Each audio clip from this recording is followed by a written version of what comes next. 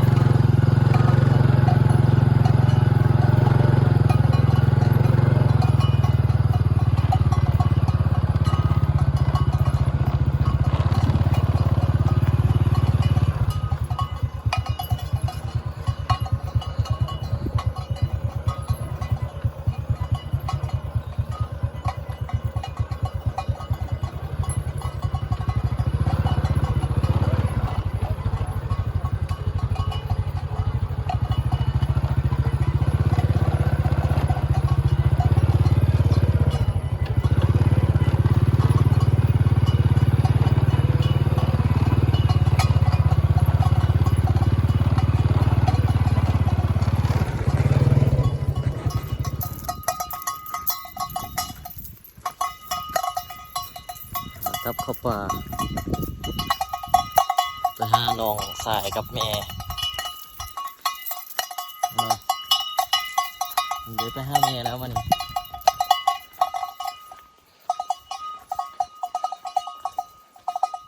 อยากกินไปน้ำเอาดึงเอาไปเดี๋ยวเขากินแล้วเดินทางต่อไป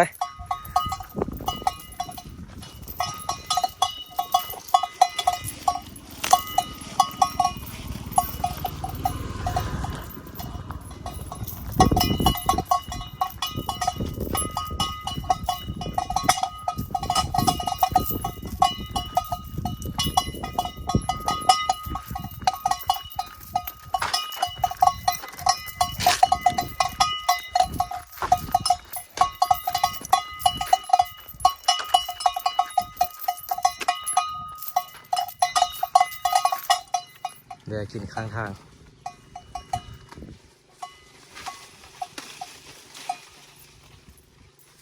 ไปมาเนี่ย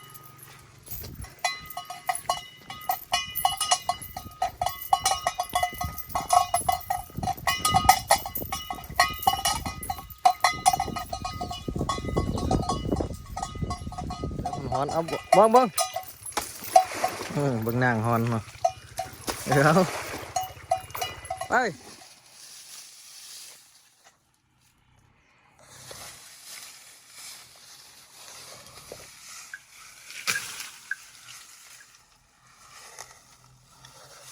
เก่ง